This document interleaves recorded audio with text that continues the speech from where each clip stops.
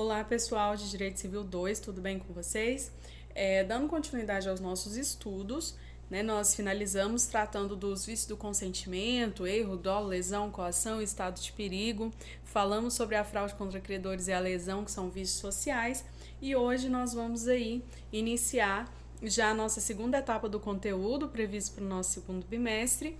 Em virtude da substituição da prova pelos trabalhos, então nós já vamos dar andamento ao nosso conteúdo. Hoje nós vamos estar tratando sobre a invalidade dos negócios jurídicos. Como vocês sabem, dentro do direito civil não há a presença de uma penalidade, né? Nós não temos penas, ninguém incorre em crime dentro da perspectiva do direito civil brasileiro, salvo a hipótese da prisão do devedor de alimentos, que vocês também já conhecem. Dentro dessa perspectiva, nós vamos ver que sobre as negociações, então, quando estamos tratando de negócio jurídico, nós vamos ter a possibilidade da invalidade. O que é a invalidade do negócio jurídico? Nada mais é do que uma sanção imposta, ou seja, é algo que o ordenamento jurídico brasileiro utiliza para que o negócio seja considerado como nulo ou anulável, a depender da perspectiva em que nós estivermos analisando.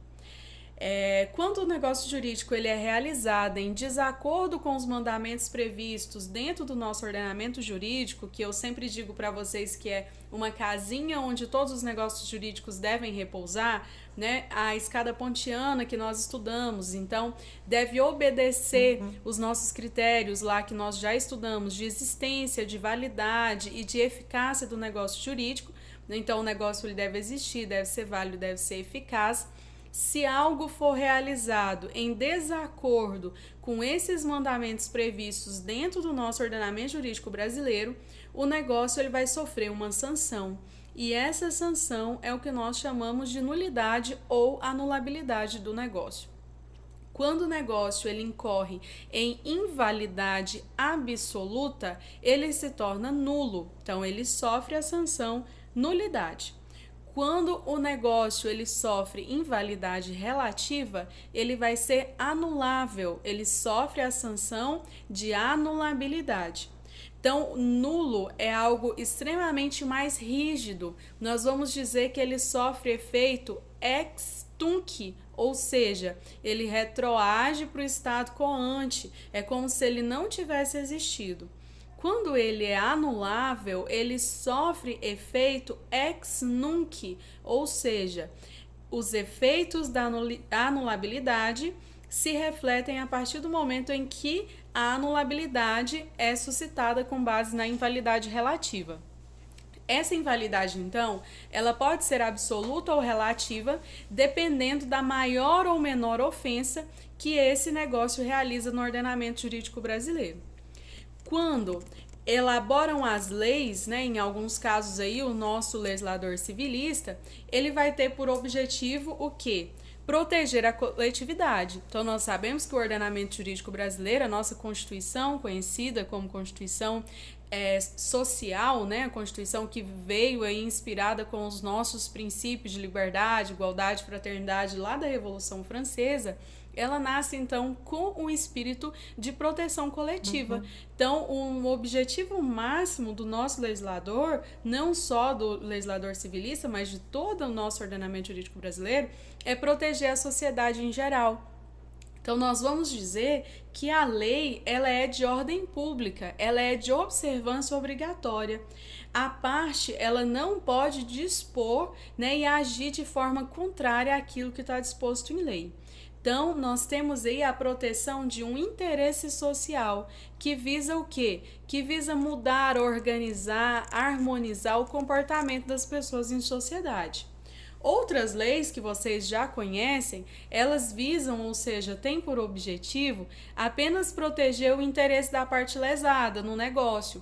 Então, elas visam que elas têm um espírito de equiparação, de resguardo, de organizar essas relações para que elas tenham aí um espírito de equilíbrio, para que não seja extremamente dispendiosa ou vantajosa para alguma das partes. Tem que ser sempre equilibrado.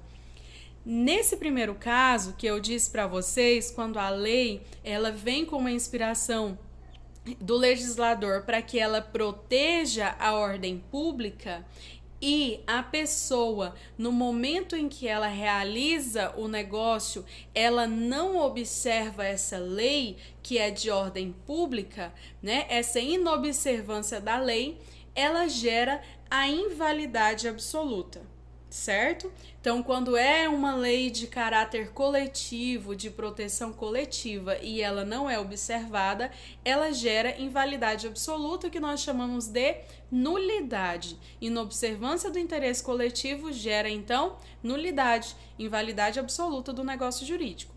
No segundo caso que eu disse para vocês, quando a lei ela tem um interesse social, ou seja, que visa ali a proteção apenas da parte lesada, eu tive um prejuízo, eu não recebi, né? Eu fui prejudicada, é um interesse privado.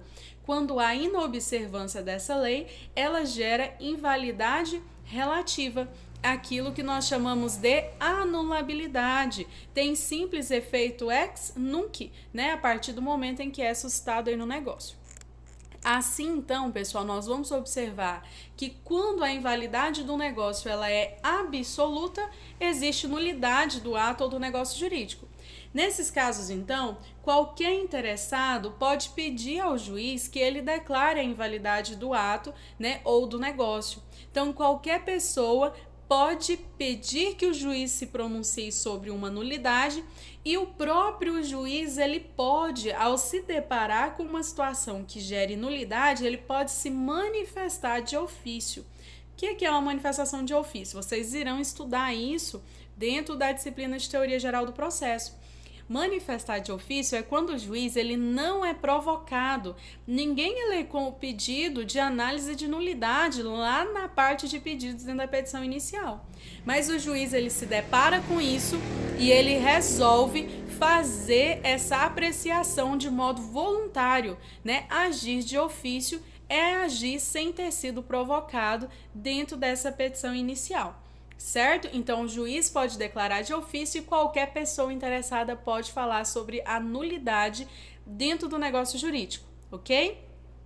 Além disso, essa invalidade absoluta que gera nulidade, ela não pode ser ratificada pelas partes. Ratificar é o quê? É tornar algo que mesmo que tenha ali um viciozinho, um errinho, como se fosse certo, né? Aquilo que a gente chama de convalidar, ela não pode ser convalidada. Convalidar algo é tornar algo errado como se certo fosse.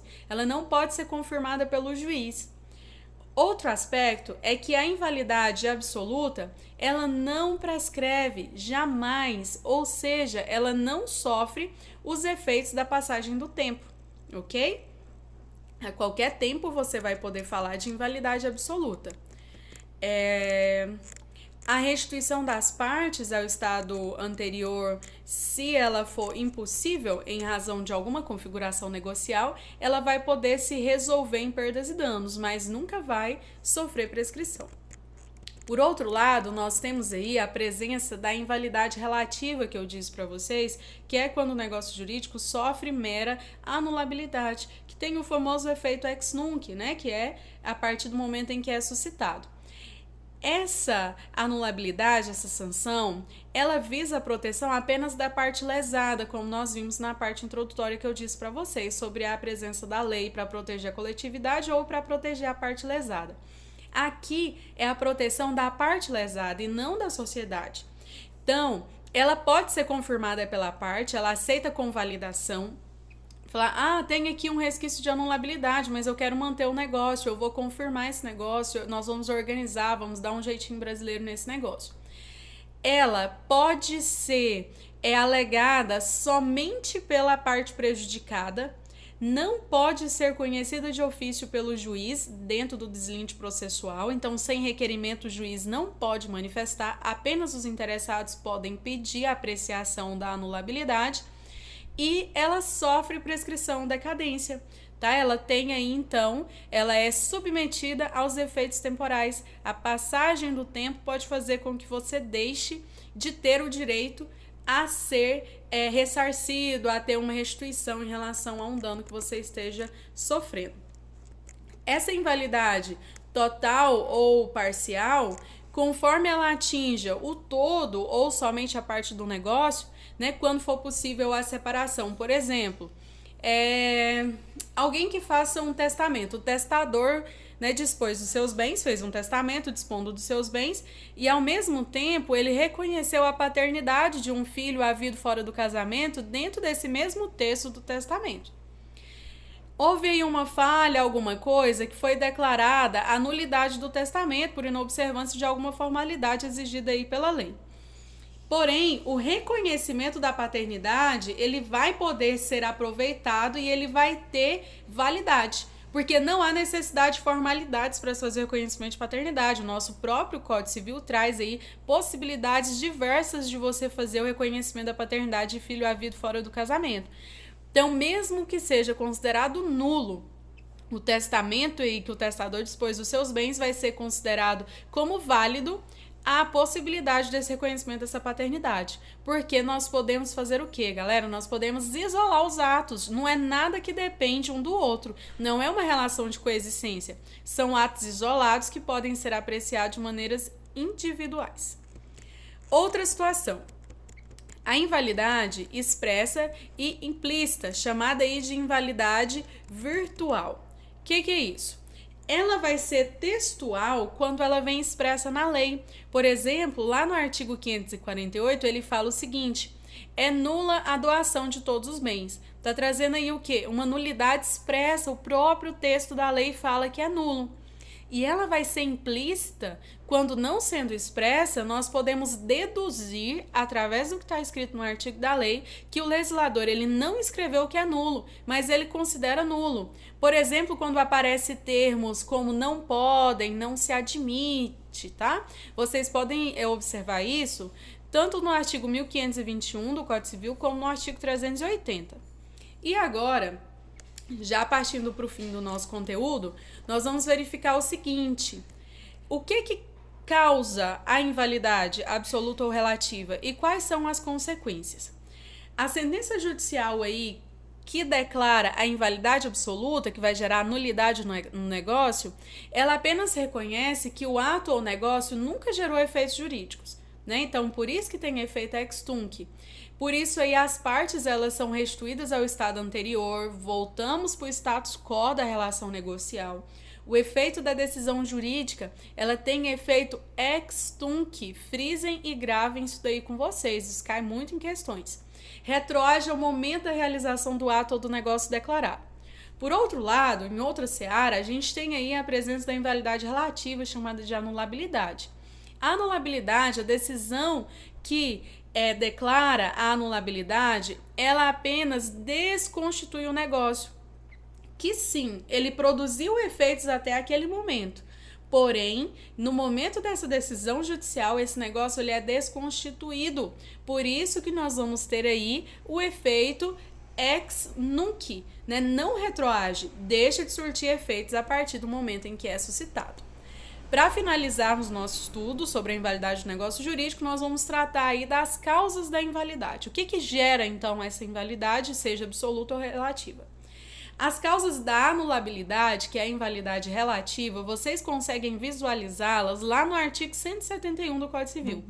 Esse artigo é um artigo que vocês têm que tê-lo aí basicamente memorizado, é de extremamente importante dentro desse conteúdo de Direito Civil 2. Nada mais é do que defeitos que acontecem na estrutura do negócio jurídico que vocês já conhecem, que nós estudamos lá na escada pontiana. Então, dentro daquela estrutura de existência, validade e eficácia, vai acontecer algumas falhas na elaboração desse negócio que vai fazer com que ele seja declarado como anulável, que ele tenha uma invalidade relativa. Então, essas causas estão previstas no artigo 171 e são elas: a incapacidade relativa do agente. Vocês sabem que hoje é considerado como incapaz relativamente a pessoa que tem a idade entre 16 e 18 anos, e os vícios resultantes aí, os vícios do consentimento, que vocês já conhecem um por um, nós já estudamos, que são eles o erro, o dolo, a lesão, a coação, o estado de perigo e o vício social, aí o vício da fraude contra credores e a lesão. Então, serão aí os vícios do consentimento e os vícios sociais e a incapacidade relativa causas de anulabilidade, de invalidade relativa. Então, é muito fácil de se memorizar. Vícios sociais, vício do consentimento e incapacidade relativa do agente gera invalidade relativa, anulabilidade do negócio jurídico. Por outro lado, nós vamos ter lá no artigo 166 e 167 as previsões legislativas acerca daquilo que gera nulidade do negócio jurídico, ou seja, invalidade absoluta. O negócio vai sofrer os efeitos aí da nulidade, vai voltar para o seu status quo da relação jurídico-negocial.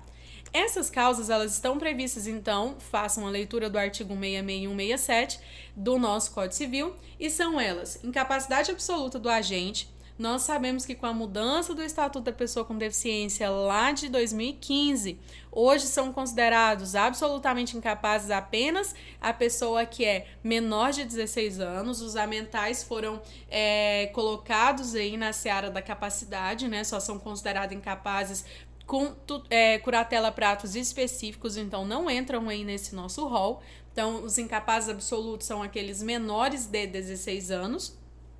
As ilicitudes, impossibilidade ou indeterminabilidade do objeto, a ilicitude do motivo determinante da realização do negócio, ou seja, quando o objeto é ilícito, quando o objeto é impossível, quando tem uma motivação ilícita para a realização do negócio jurídico, quando não se observa a forma prevista, quando não se observa a solenidade essencial aí para a validade do negócio, quando é observada uma fraude à lei imperativa que norteia, que organiza essa relação jurídico-negocial, quando a lei de modo taxativo declarar que é nulo esse negócio, como nós vimos exemplos anteriores, ou quando a lei proibir a prática e não trouxer uma sanção ali de modo explícito, a gente vai poder aplicar a invalidade absoluta, ou a própria simulação. Então, é importante a gente verificar que a fraude contra credores, né, mesmo sendo um vício social, ela gera anulabilidade e a simulação gera nulidade, ok? Então, nós terminamos aqui a nossa análise acerca da invalidade do negócio jurídico, nulidade e anulabilidade. No próximo vídeo, nós vamos dar sequência aí tratando da questão do ato ilícito dentro do negócio, dentro do direito civil e a responsabilidade civil. E eu me encontro à disposição de vocês nos fóruns de discussão e nos nossos outros canais de comunicação aí no Moodle e nas redes sociais. No mais é isso, bons estudos para vocês e até mais.